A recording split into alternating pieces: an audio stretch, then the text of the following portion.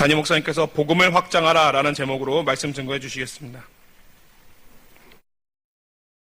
시간 우리 믿음의 고백을 하나님께 드림으로 말씀 앞에 나가도록 하겠습니다. 하나님 나를 사랑하신다. 하나님은 내 인생에 크고 비밀한 계획 가지고 계신다.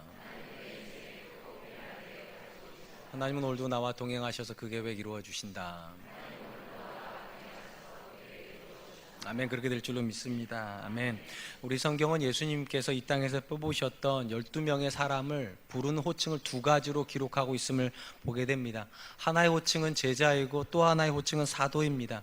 동일한 대상을 향하여서 서로 다른 호칭을 사용하는 이유는 그들의 역할과 관련이 깊이 있습니다. 예수님께서 12명의 제자들을 뽑으시고 그리고 복음서에서 그들과 3년의 시간을 보낼 동안에 이들을 부른 호칭은 제자였습니다. 이 시기에 이들에게 기대되는 역할이 있었기 때문입니다. 그들은 이 시기에 예수님의 사역을 가까이에서 보고 훈련을 받고 배우는 것이 주된 목적이었기 때문에 제자라는 단어로 그들을 설명하는 것입니다. 그러다가 예수님께서 부활하신 이후에 이들을 예수님께서 세상을 향하여 파송하실 때에는 이때부터 이들은 제자라는 이름보다는 사도라는 이름으로 주로 불리게 됩니다. 이 사도라고 하는 말의 헬라어가 아포스톨로스라고 하는 단어인데 이 단어가 보내심을 받았다라는 뜻을 가지고 있기 때문입니다. 일반적으로 이 단어를 우리가 이해하기 쉬운 말로 설명을 하면 사절이라고 하는 말로 표현이 될 것 같고 대사라는 말로도 설명이 될 것 같고 더 쉬운 말로 말하면 외교관이라는 말로 설명이 될 것 같습니다. 일반적으로 사절이라고 하는 말은 고대의 왕이 다른 이웃 나라에게 자기의 뜻을 전달하기 위해서 자기를 대변하는 사람으로 보낼 때 우리는 사절이라고 불렀는데 예수님께서 제자들을 세상으로 보내실 때 이 사절이라는 의미를 가지고 있는 사도를 쓰셨다는 말은 제자들이 가서 주님의 뜻을 그들에게 전달하는 목적으로 그들에게 간다는 의미를 가지고 있다 보시면 좋을 것 같습니다. 그런 점에서 예수님께서 복음서에서 12명의 제자들을 뽑으시고 그들을 훈련시킨 근본적인 목적은 바깥으로 내보내시기 위함입니다. 그분의 뜻을 세상 사람들에게 전달하기 위해서 그들을 훈련시킨 것입니다. 그렇다면 이런 목적은 언제 처음 세워진 것일까? 우리가 성경을 통해서 예수님께서 제자들을 부르실 때 가장 먼저 하셨던 말이 이런 말이라는 거 알고 있습니다. 내가 너희로 사람을 낚는 어부가 되게 하리라. 예수님은 그분을 통하여서 하나님께 오는 사람들이 생기는 것처럼 그분이 양육하고 훈련시켰던 제자들을 통하여서 사람들이 하나님께로 오는 그런 그림을 이미 처음부터 가지고 계셨습니다. 그러니까 예수님께서 제자들을 부르실 때 제자들 안에다 가지고 계셨던 궁극적인 그림은 사도의 그림입니다. 그들을 바깥으로 보내기 위하여서 불러 모으신 것입니다. 우리가 잘 아는 것처럼 우리가 일반적으로 사회에서 우리나라를 대변하는 외국으로 나가는 사람들 외교관이라고 부르지 않습니까? 이 외교관을 뽑는 시험을 외무고시라고 부릅니다. 이 자리에 계신 분들 중에 외무고시를 쳐보신 분이 계시는지 잘 모르겠는데 일단 느낌 자체가 굉장히 어려운 시험일 것 같죠? 일단 고시자가 붙었지 않겠습니까? 제가 조사해 보니까 3차에 걸쳐서 시험을 친다고 합니다. 1차가 필기시험이고 2차가 논문형 필기시험, 3차가 심층 면접입니다. 아무래도 한 국가를 대변하는 사람을 뽑아야 되니까 더 똑똑하고 더 준비가 잘 돼 있는 사람을 뽑아야 되기 때문에 시험의 강도가 굉장히 높을 것은 의심의 여지가 없습니다. 그런데 여기서 아무리 생각해도 의문이 드는 게 하나가 있습니다. 일반적인 사회의 대사, 한 국가를 대변하는 외교관을 뽑을 때도 그 정도로 심혈을 기울인다면 하나님께서 그분의 복음을 들고 나가는 하나님의 대사를 뽑는 사도들을 뽑을 때에도 굉장히 심혈을 기울이셨어야 될 것 같은데 놀랍게도 우리 눈에는 별로 그렇게 심혈을 기울인 것 같지 않아 보인다는 겁니다. 예수님의 제자들의 대부분은 당시 사회 구성원들에게 그렇게 존경을 받는 사람들이 아니었습니다. 유대 사회는 전형적으로 예루살렘 중심으로 형성이 되어 있었고 이 예루살렘에서 종교, 문화, 사회, 정치의 모든 일꾼들이 나왔습니다. 그런데 안타깝게도 예수님의 제자 중에서 예루살렘 출신으로 알려진 사람은 한 명도 없습니다. 오히려 예루살렘으로부터 가장 멀리 떨어진 지역이 갈릴리 지역인데 우리가 흔히 변방이라고 부르는 지역입니다. 이 갈릴리와 나사렛 땅에서 주로 예수님의 12제자가 다 뽑혔습니다.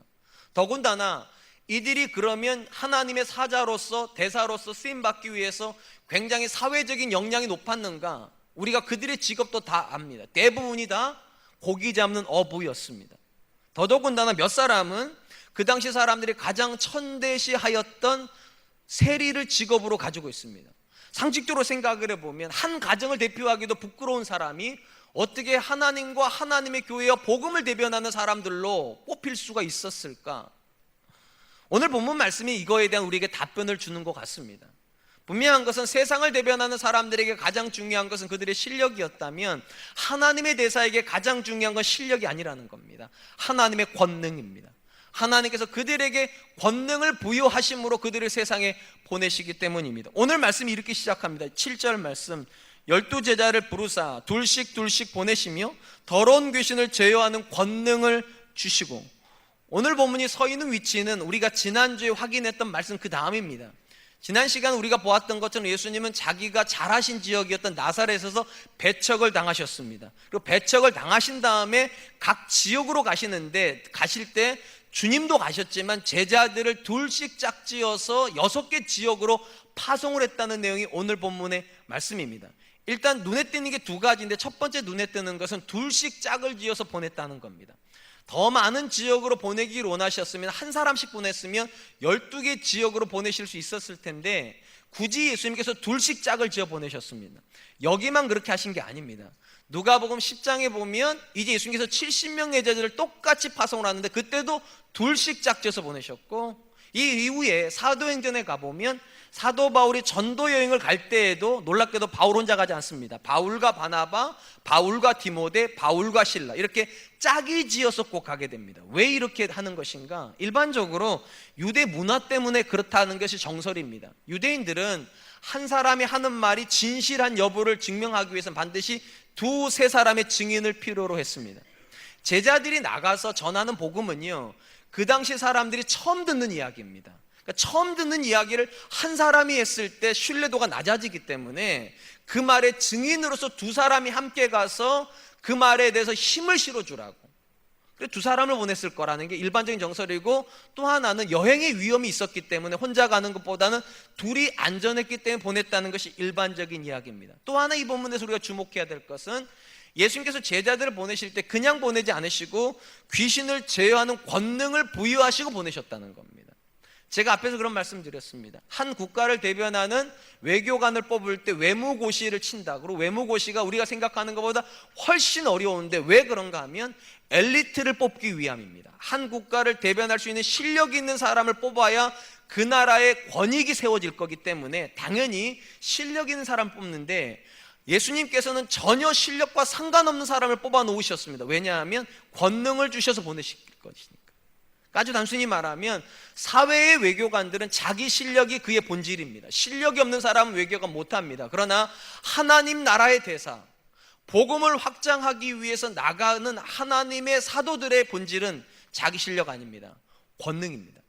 예수님께서 그에게 부여하신 권능이 그로 하여금 사도되게 하는 것이지, 그가 가지고 있는 실력, 그가 가지고 있는 배경, 그가 했던 어떤 것들이 그를 사도로 만드는 것은 아닙니다.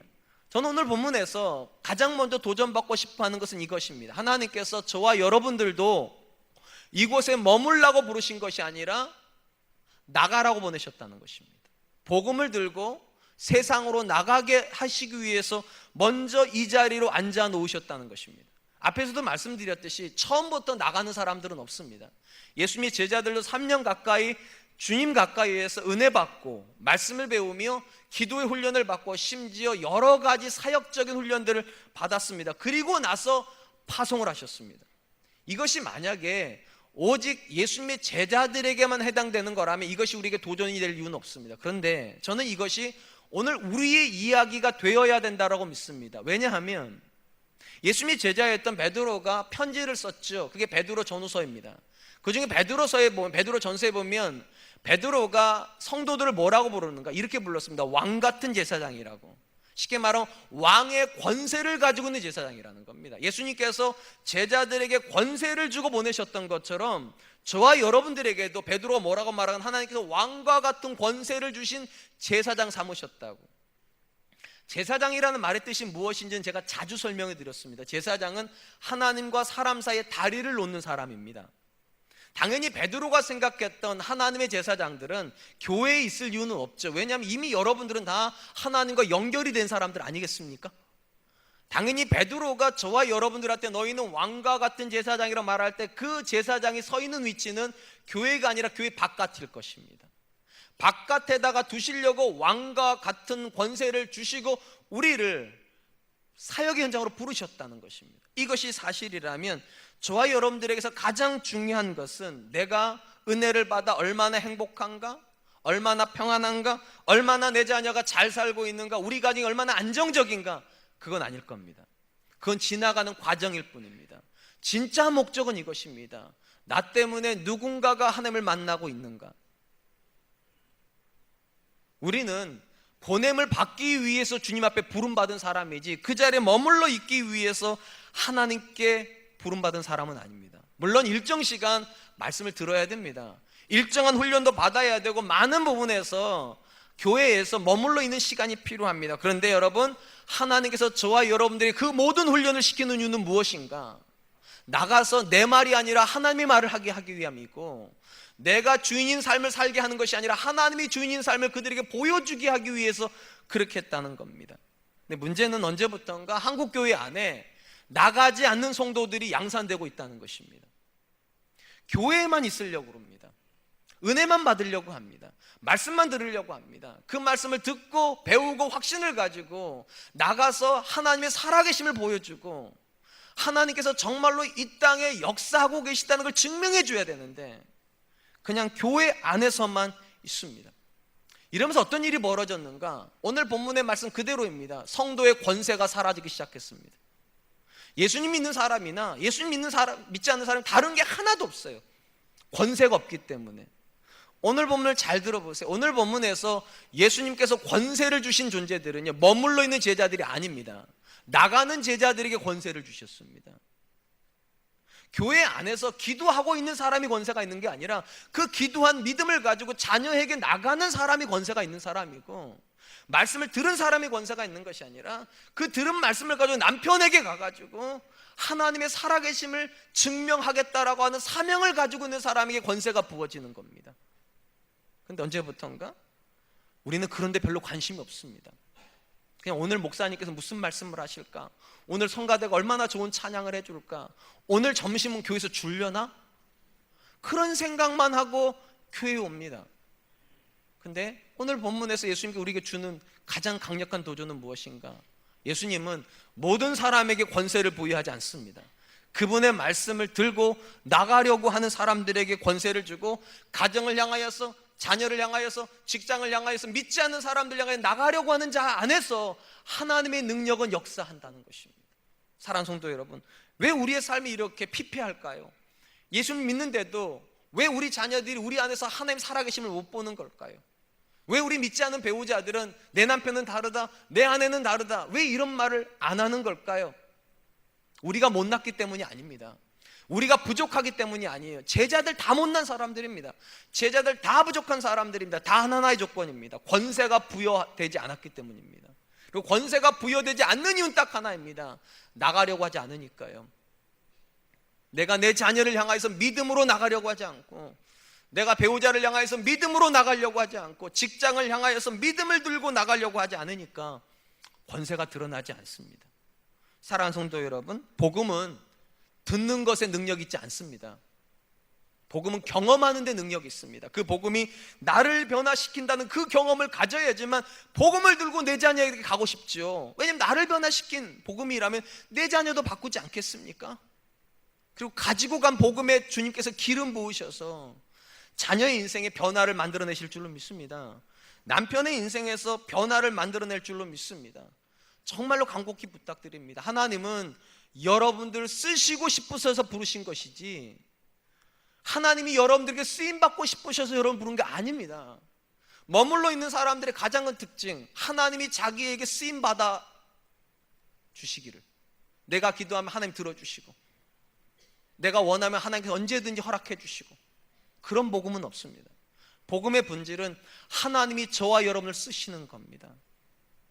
제가 이제 우리 교회 사정을 가지고 여러분들에게 도전을 하려고 합니다. 최근에 한국교회에서 한 조사 중에 예장합동, 우리 교회가 속해 있는 교단입니다. 예장합동에 있는 소속된 교회 중에 28.9%, 그러니까 거의 90%, 30%에 해당됩니다. 28.9%가 주일학교가 없답니다. 그러니까 10개 교회가 있으면 그 중에 3개 교회는 주일학교가 없습니다. 왜 주일학교가 없을까요? 젊은이가 없으니까요. 그만큼 교회가 늙어가고 있다는 겁니다. 그럼 우리 교회는 어떨까? 우리 교회는 애들이 미어 터집니다. 뭔 뜻입니까? 젊다는 겁니다. 굉장히 젊습니다. 이번에 어하나에서 아이들을 모집을 했는데 모집 정원을 초과를 해가지고 우리 목사님 저한테 오셔서 와가지고 이렇게 말하 목사님 모집인을 초과를 했는데 모집 인원만 받을까요? 더 받을까요? 저도 참 난감해요. 왜냐하면 이게 제가 교사를 해줄 것도 아닌데 그렇다고 더 받으라고 그러면 교사들이 어떻게 다 감당하겠어. 그렇다고 이미 지원한 아이들 보내기도 굉장히 미안하잖아요. 그래서 제가 그랬어요. 할 수 있으면 받아주시고 안 되면 다음 기회에 하시라고 그러라고. 참 감사한 거는 그래도 다 받았답니다. 우리 주일학교 영화부 4층에 올라가 보시면 첫 번째 만나는 방이 영화부실인데요, 영유아부실에 가면 오른쪽 벽에 애들 사진이 붙어 있는데 붙일 장소가 없습니다. 왜 그렇게 애들을 많이 낳는지. 우리 교회는 애국하는 교회예요, 진짜로요. 우리 젊은이들이 와가지고 애를 그냥 얼마나 잘 낳아주시는지 2명, 3명 막 기본씩 낳아주세요. 그래가지고 매년 너무 무응이 돼가지고 참 힘들어요. 그래서 참 이게 웃어야 될 얘기인지 참 그런데 어쨌든 너무 힘들어요. 그래서 주보에다 계속 광고를 내요. 주일학교에서 교사를 찾습니다. 왜 교사를 찾습니까? 애들은 늘어나는데 교사 숫자가 안 늘어나기 때문에요. 대부분의 교회는 애들이 없어서 교사를 할 사람도 교사를 못 하는데 우리 교회는 교사를 할 사람들을 찾는 교회가 됐습니다. 근데 교사가 안 나옵니다. 왜 안 나올까요? 복음이 머물러 있으니까요. 자꾸만 내 안에만 나만 은혜 받으면 되고 내 자식만 잘 되면 되고 우리 집만 잘 되면 되지 뭐 내가 굳이 다른 사람 애까지 키워줘야 되나? 내가 굳이 교회 일까지 해야 되나? 복음이 자꾸만 머물러요. 제가 이렇게 설교를 했는데도 교사가 한 명도 안 나오면 뭐 어쩔 수 없죠. 근데 오늘 이 설교 속에도 성령님이 역사하실 줄을 믿습니다. 마음에 감동이 있으면 가세요. 애들을 아직까지 내가 업어줄 정도의 체력은 되신다. 영아부가 기다립니다. 가셔요. 내가 말을 하면 애들이 잘 들어요. 그러니까 할아버지인데도 내가 말하면 애들이 너무 좋아해요. 유초등부를 가시면 됩니다. 애들은 여러분들이 말해주시는 그 복음을 듣고 굉장히 감동할 거예요. 내가 하는 말이 굉장히 논리적이어서 중고등부 손주들도 말을 잘 들어요. 중고등부를 가시면 됩니다. 아직도 쓰임 받을 수 있습니다. 하나님께서 쓰임 받으려고 하는 사람에게 권세를 주세요. 쓰임 받으려고 하는 사람이라야만 그의 삶에서 하나님의 살아계심이 드러납니다. 우리 자녀들이 보고 싶은 건 다른 거 아니에요. 우리 아빠의 인생에서 일하고 계신 하나님을 보고 싶은 거고 우리 엄마의 인생에서 기도가 응답되는 걸 보고 싶어 한다니까요. 그러니까 손을 가지세요. 소원을. 하나님, 나도 나갈 수 있게 해주십시오.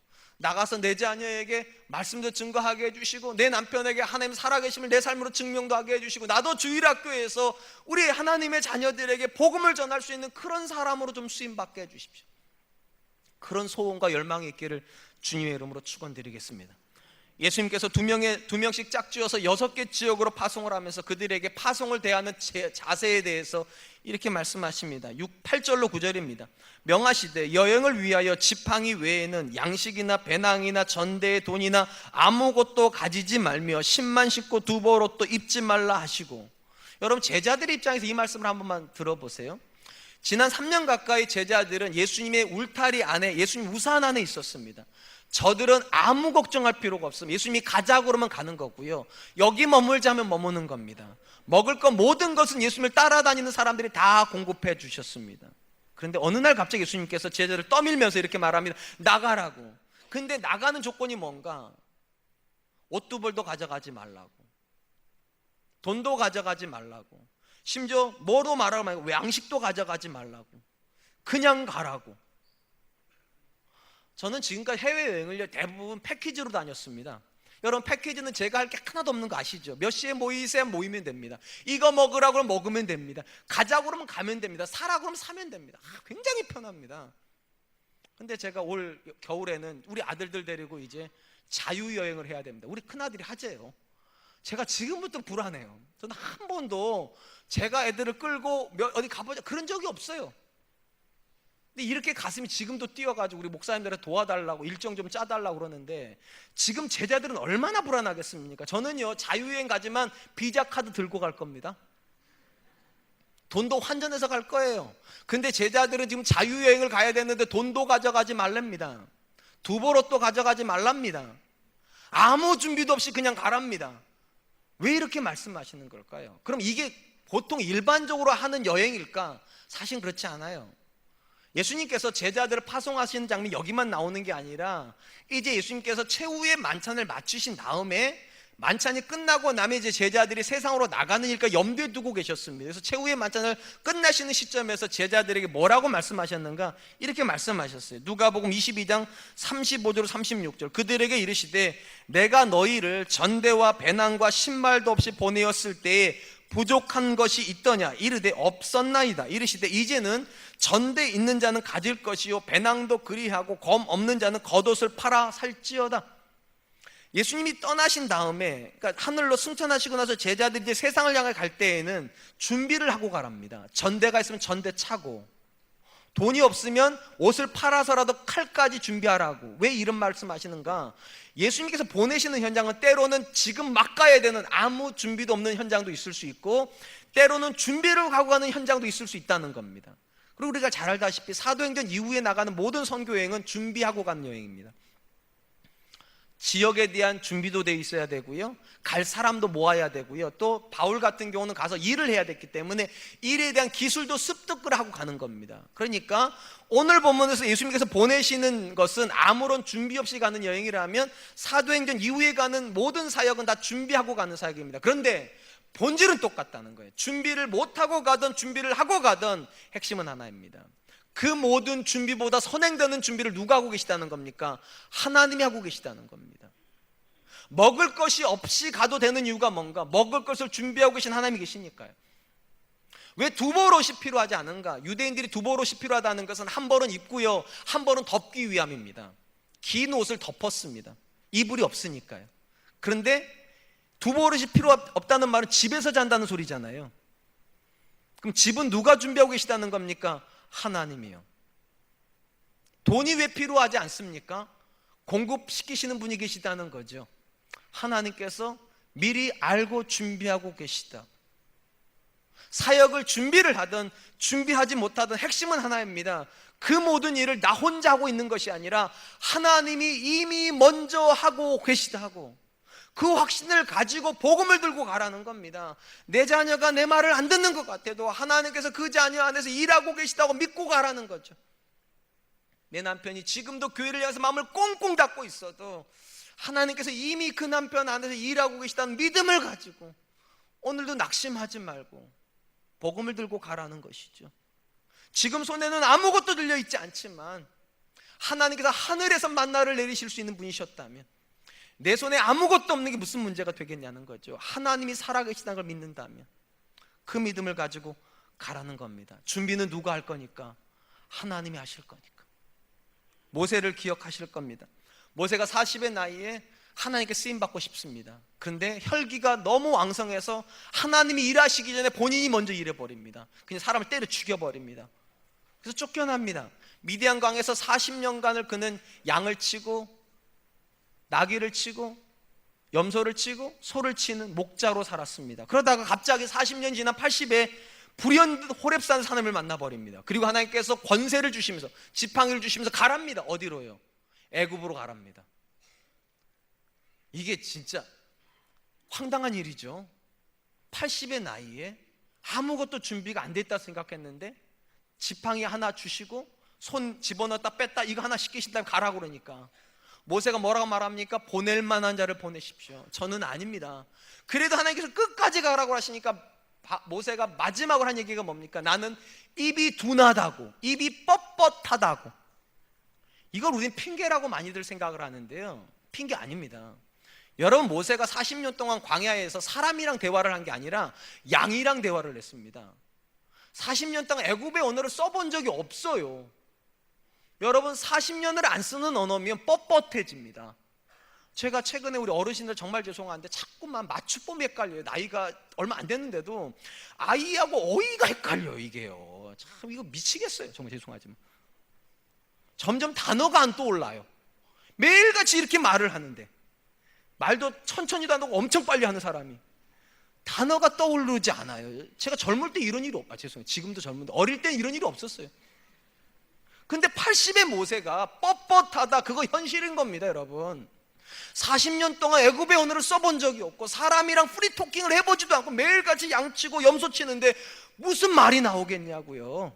그냥 못 간다 이거죠. 모세가 바로 앞에 가가지고 내 백성을 보내라 당당하게 말을 해야 되는데 그 말이 입에서 나오지를 않을 텐데 못 갔다. 그때 하나님께서 뭐라고 그랬는지 아세요? 이렇게 말씀하세요. 출애굽기 4장 14절, 여호와께서 모세를 향하여 노하여 이르시되 레위 사람 내 형 아론이 있지 아니하냐?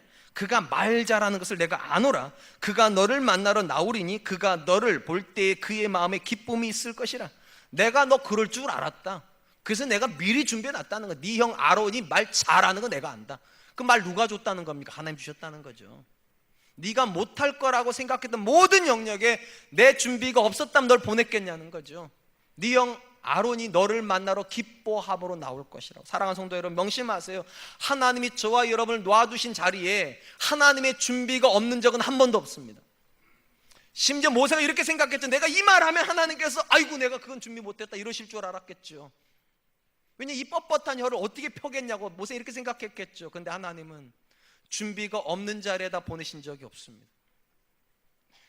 아론을 준비시키시고 이스라엘을 준비시키시고 광야의 만나를 준비시키시고 홍해가 갈라지는 사역을 준비시켜 놓으신 다음에 모세를 부르셨지, 아무것도 준비가 안 되는데 네가 한번 해봐라 그러시지 않아요. 무엇이 두렵습니까? 사랑하는 성도 여러분, 우리가 무엇 때문에 하나님께 부름받기를 망설입니까? 권능을 주시겠다고, 그것도 모자라서 내가 그 모든 일에 너와 함께하며 네가 준비하지 모든 것을 다 준비하겠다고 말을 하는데 왜 망설입니까? 우리 성경은 굉장히 아이러니한 책인 거 아십니까? 창세기 1장 자체가 이렇게 선언하잖아요. 하나님이 태초에 천지를 창조하셨다고. 말씀만으로 이 세상에 있는 모든 것을 창조하신 하나님이. 근데 이게 왜 아이러니인가? 전지전능하신 그 하나님께서 왜 우리를 필요로 하시죠? 스스로 모든 걸 하실 수 있는 자존하신 하나님이신데 왜 저와 여러분들이 필요할까요? 우린 이렇게 생각합니다. 하나님께서 나를 통해서 일하시려고. 아니요, 절대로 기억하세요. 하나님은 여러분을 통해서 일하지 않습니다. 하나님이 일하십니다. 대신에 여러분들로 하여금 하나님의 사역에 동참을 시켜주시는 겁니다. 뭐 하려고요? 하나님을 경험하라고요. 경험에 확신이 생기지 않겠습니까? 확신을 가져야지만 전도하지 않겠습니까? 자꾸만 이렇게 생각을 하니까 망설이는 거예요. 내가 일해야 되는 줄 알아요. 내가 내 자녀에게 뭔가를 해야 되는 줄 알아요. 아니요, 여러분이 하는 게 아니라 하나님이 하실 거니까 담대하게 가세요. 그리고 그곳에서 하나님께서 어떻게 일하시는지, 여러분의 입술을 통해서 어떻게 일하시는지, 여러분의 성품을 가지고 하나님께서 어떻게 역사를 만드시는지 보시라고요. 하나님의 일은 사람이 하지 않습니다. 하나님의 일은 언제나 하나님이 하십니다. 여러분, 요셉이 애굽의 형들에 의해서 팔려갔어요. 근데 요셉이 총리가 됐어요. 도대체 뭔 수로 총리가 됐을까요? 제가 자주 말씀드리잖아요. 요셉이 할 수 있는 일이라고는 청소하는 일밖에 없다니까요. 빗자루질밖에. 여러분, 빗자루질 잘하면 총리 되는 거죠? 그럼 저 이제부터 빗자루질 할게요. 아니잖아요. 요셉이 총리 될 수 있었던 이유는 하나님이 일하고 계셨기 때문이잖아요. 다윗이 어떻게 이스라엘 왕이 됐죠? 돌 잘 던져서죠. 돌 물맷돌 잘 던졌더니만 그래서 왕 된 거. 저 이제부터 돌 던질래요 그러면요. 돌 잘 던져서가 아니에요. 하나님이 다윗의 인생에서 일하고 계셨기 때문이잖아요.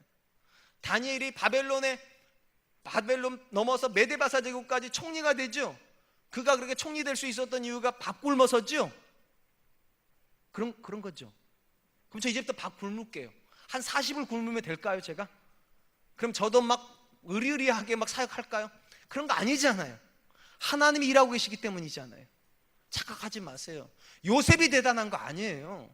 다윗이 대단한 거 아니에요. 다니엘이 대단한 것도 아니고 모세가 대단한 것도 아니에요. 하나님이 대단하세요. 아멘 하세요. 하나님의 일하심의 역사가 있는 거지, 내가 뭐 대단하니까 나를 통해서 하나님이 일하신다, 그런 착각을 버리세요.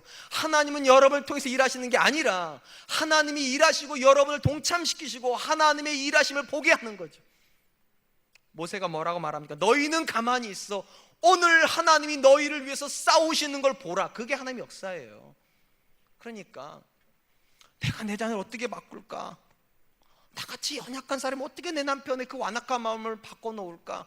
나같이 연약한 사람이 어떻게 직장에 가서 하나님의 말씀대로 살까? 그런 생각은 내려놓으세요. 그리고 이렇게 기도하세요. 하나님이 하실 줄로 믿습니다. 그리고 제가 그 현장에서 하나님 일하심을 보게 해 주십시오. 저는 오늘도 여러분의 눈앞에서 자녀들이 변화한 걸 보게 하실 줄로 믿습니다.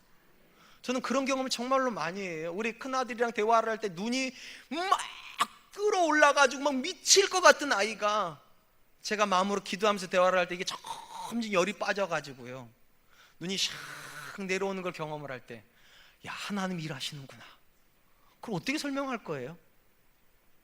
저는 그렇게 똑똑하진 못해요. 그래서 사람들이랑 대화를 하면 막 가슴이 뛰어요. 근데 제 입에서 정말로 사자같이 용감한 말이 나갈 때, 이건 내가 하는 말 아닌데? 여러분, 제가 이렇게 설교하니까 막 엄청나게 대단한 것 같죠? 저 이 설교하려고 바들바들 떨어요, 여러분. 제가 어저께 주례하러 갔는데요, 저는 주례하기 전에 제 아내가 저한테 말도 안 시킵니다. 왜 안 시키는 줄 아세요? 저 바들바들 떠니까요. 근데 참 올라가면 참 신기해요. 내가 하는 게 아니라 하나님이 하신다는 걸 느껴요. 다시 기억하세요. 하나님의 일은 하나님이 하세요. 여러분들이 하는 거 아니에요. 그리고 여러분을 부르시는 이유는 경험시키려고요. 하나님이 오늘 내 삶에서 일하고 계시다는 것을, 오늘 하나님께서 우리 가정에서 일하고 계시다는 것을, 하나님이 오늘 우리 교회와 우리 민족 속에 일하고 계시다는 걸 그 현장에 서는 사람만 보잖아요. 그 현장에서 일해본 사람만 느끼잖아요. 내가 하는 게 아니라는 것을. 예수님께서 제자를 보내시면서 말합니다. 먹을 거 가져가지 마, 입을 것도 가져가지 마, 돈도 가져가지 마. 그래야지만 너희를 먹이시는 하나님을 만날 거야. 그래야지만 너희를 입히시는 분을 만날 거야. 그래야지만 너희를 보호하시는 하나님을 만나게 될 거야. 전 오늘도 저와 여러분들이 믿음으로 나가는 그 걸음만이 하나님을 경험케 하실 줄로 믿습니다.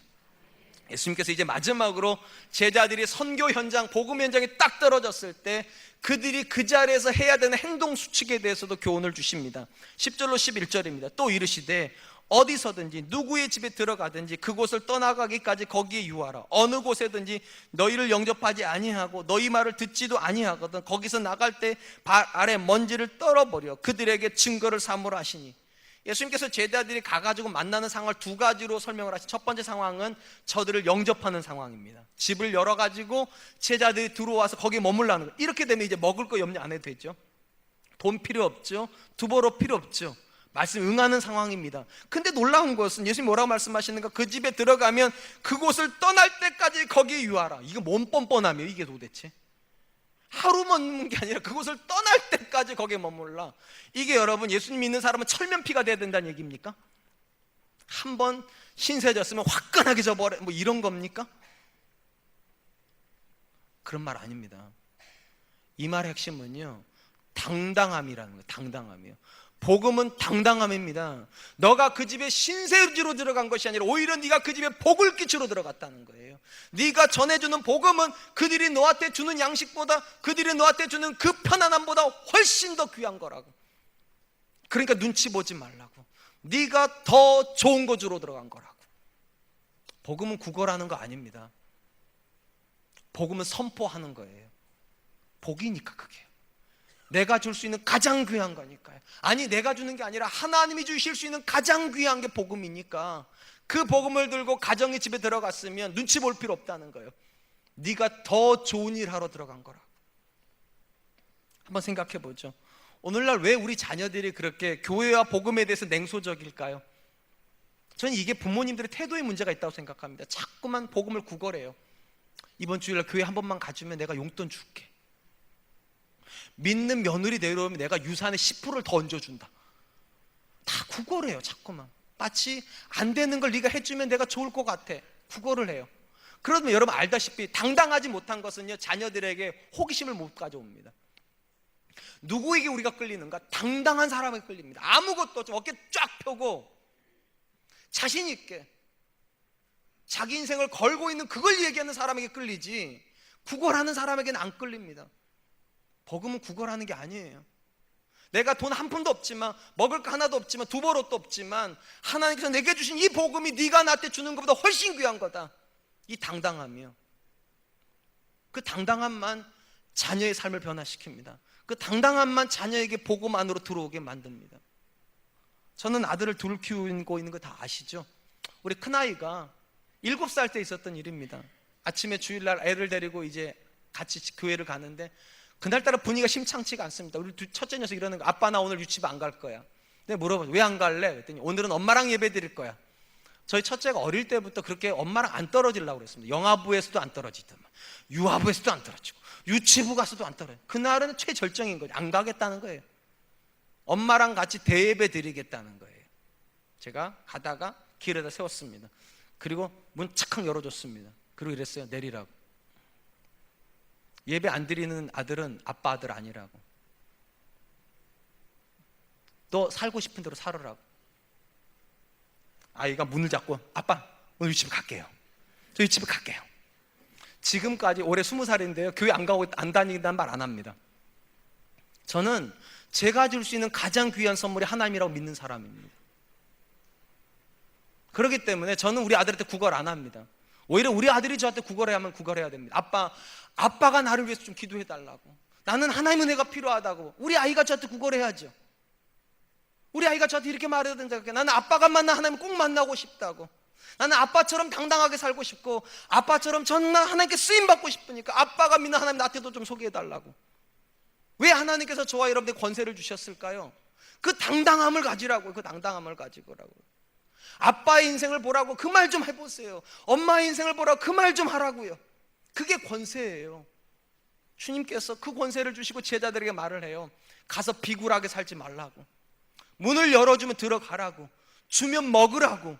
채워주면 자라고. 대신에 그거보다 더 귀한 걸 준다는 걸 가르쳐 주라고. 복음이 모든 것의 모든 거라고.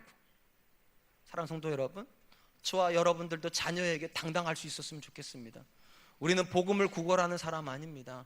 예수님을 구걸하는 사람 아닙니다. 우리는 예수님을 선포하는 사람입니다. 권세를 가지고요. 내 생애를 이렇게 행복하게 만들어주신 하나님이라면, 내 생애를 이렇게 당당하게 만들어주신 하나님이라면 내 자녀에게 줘야 되는 거 아니에요? 그리고 명령으로 줘야 되는 거 아니에요? 우리 집에서 같이 먹고 살려면 하나님이 있어야 된다.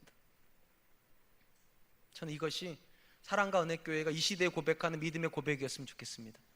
두 번째 상황은요, 정반대 상황입니다. 제자들이 갔는데 거부당하는 상황입니다. 예수님께서 그들에게 뭐라고 말하는가? 복음을 거절하면 나와서 어떻게 하라는 겁니까? 옷에서 먼지를 탁 털어버리라고. 여러분, 이 먼지를 털어버리는 행위는 유대인들의 전통적인 행위입니다. 어떤 행위인가? 유대인들이 피치 못해서 이방인 땅을 거쳐가야 될 때가 있습니다. 여행을 하다 보면. 그럼 어떻게 하는가? 마을 끝에서 먼지를 탁 털어버리는 겁니다. 무슨 의미가 있는가? 나는 너희와 상관이 없다는 거예요. 내가 비록 너희 땅을 밟기는 했지만 나는 이방인하고 다른 사람이라고 해서 탁 털어버리는 겁니다. 그러니까 이 본문에서 예수님께서 먼지를 털어버리라고 하시는 말씀 속의 의미가 뭔가? 너희가 살고 있는 땅이 이방인 땅이라 선언을 해주라는 거예요. 너희가 이방인이라고. 여러분, 유대인들은 전통적으로요, 이방인과 이스라엘을 어떻게 갈랐는가? 지리적 관점을 가지고 갈랐어요. 이스라엘 땅에 살면, 가나안 땅에 살면 유대인이고, 가나안 밖에 살면 아무리 그가 대단한 사람이라도 이방인입니다. 근데 오늘 보면 이 지리적 구분을 파기시키는 겁니다. 복음을 받아들이지 않으면 다 이방인이라는 거예요. 여러분, 이 말씀이 얼마나 무서운 말씀인가 하면, 똑같은 말씀을 기록하는 마태복음에 보면 예수님께서 제자들을 이방인으로 보내신 게 아닙니다. 이스라엘 땅으로 보내시면서 뭐라고 말했는가? 이스라엘 땅으로 가고 심지어 사마리아 땅도 가지 말라고, 외인의 땅은 더더욱이나 가지 말라고. 그러니까 이스라엘 땅으로 보내놓고 하시는 말씀이 뭔가? 저들이 복음을 받아들이지 않으면 탁 쳐서 그들이 서 있는 땅이 이방인 땅이라고 선언하라고. 여러분, 얼마나 무섭습니까? 이스라엘 땅에 살고 있기 때문에 저들이 이렇게 생각한다니까 내가 구원받았다고 생각을 했습니다.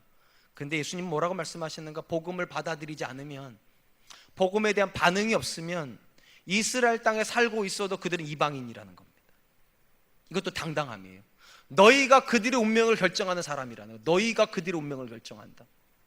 저는 이것이 오늘 우리에게 굉장한 도전이 되어야 된다고 생각합니다. 우리는 자꾸만 이렇게 생각을 해요. 우리 자녀들이 교회 와서 졸고 있어도 교회 다닌다고 생각합니다. 우리 남편들이 시간이 없다고, 그래서 축도할 시간에만 몰래 와가지고 축도만 받고 가도 오늘 하나님 앞에서 출근부 찍었다고, 다행이라고. 여러분, 이 말씀 앞에서는 아무런 의미가 없는 거 아시죠? 그 자녀가 복음을 받아들이고 있지 않다면, 그 남편이 복음에 반응하고 있지 않다면 교회 왔다는 게 아무런 의미가 없습니다. 복음은 반응입니다.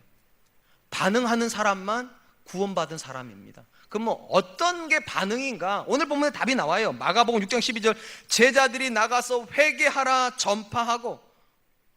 뭐가 반응인 겁니까? 이런 말씀 앞에 회개하라 전파했을 때 뭐가 반응인 겁니까? 회개하는 게 반응입니다. 여러분들이 이 자리에 와가지고 말씀을 듣고 있는 게 반응하고 있는 게 아니라 말씀 앞에서 나를 돌아보는 게 반응하는 겁니다. 술에 인박혀 있습니까? 술 끊으세요. 사람을 향해서 비판적인 생각밖에 내 마음에 없습니까? 비판적인 생각을 끊으세요. 음란한 생각에 자꾸만 붙잡히십니까? 음란을 끊으세요. 그게 반응하는 거예요. 반응 안 하면 제자들이 이렇게 말합니다. 털어버리라고. 너하고 상관없는 사람이라고. 하나님과 상관없는 사람이라고. 사랑하는 성도 여러분, 저는 이게 진짜 무섭습니다. 교회 와서 앉아만 있으면 구원 주는 종교라면 참 좋을 텐데, 어떤 과정만 이수하면 장로되고 장로되면 천국 간다고 보장해 주는 종교가 기독교라면 참 좋을 텐데, 담임 목사 되면 천국의 아파트가 한 3채쯤은 보장이 된다고 말하면 참 좋을 텐데, 성경 그런 기록이 없습니다. 반응만을 요구할 뿐입니다. 하나님 앞에서 내가 오늘 반응하고 있는가? 좋은 남편이 되라고 하시는 말씀 앞에, 남편을 존경하라고 하는 그 말씀 앞에, 자녀를 주의 교훈과 훈계로 양육하라는 그 말씀 앞에, 이 세대를 본받지 말고 그리스도의 하나님께 드릴 거룩한 산재물이 되라는 그 말씀 앞에 내가 반응하고 있는가? 이제 말씀을 맺으려고 합니다. 하나님은 지금도 사람을 찾으십니다.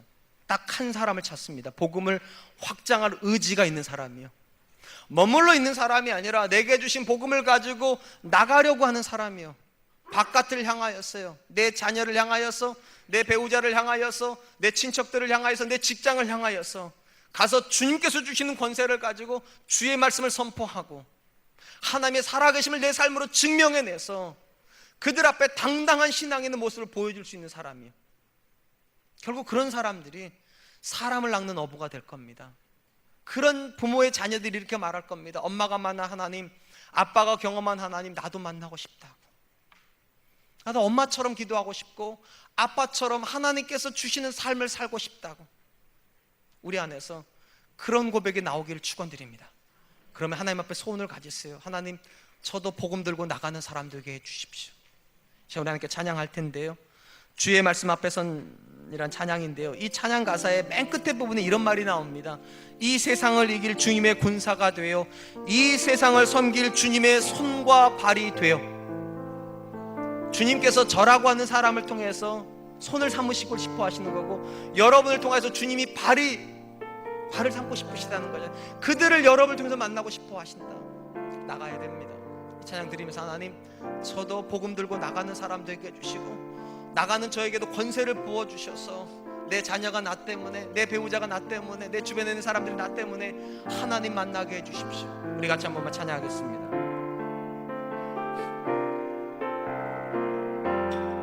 주의 말씀 앞에서, 주의 말씀 앞에서 당신은 참된 예배자, 그토록 찾으시던 하나님의 기쁨, 이 세상을 향한 거룩한 생명빛 되어 이 세상을 위한 구원의 소망 되어 영원한 하나님의 나라 함께 세워가리. 주의 부르심 따라, 주의 부르심 따라 당신의 삶을 드릴 때 세상은 당신 안에서 주의 영광 보리라. 이 세상을 이길 주님의 군사 되어 이 세상을 섬길 주님의 손과 발 되어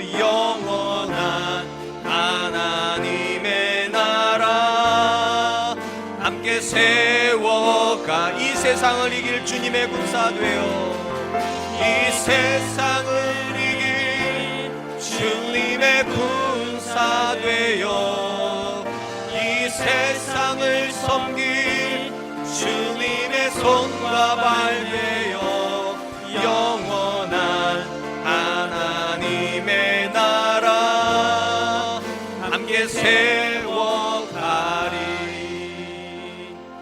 사랑하는 성도 여러분, 여러분은 제자이십니까? 아니면 사도이십니까? 제자가 잘못된 건 아닙니다. 근데 사도이기를 포기하는 제자는 잘못된 겁니다. 말씀을 듣고 있다는 게 잘못된 건 아닙니다. 듣기는 하는데 그 말씀대로 안 살면 잘못된 겁니다. 머물러 있는 게 나쁜 건 아닙니다. 그런데 나가기 위해서 머물지 않는 거라면 나쁜 겁니다. 혹시 복음이 내 안에만 머물러 있지는 않습니까? 오늘 말씀 기억하십시오. 권세는 나가려고 하는 자에게만 주어집니다. 그리고 나가야지만 하나님께서 일하고 계시다는 걸 만나게 됩니다. 하나님, 나를 통해서 내 자녀가 하나님 만날 수 있도록 나를 써주십시오.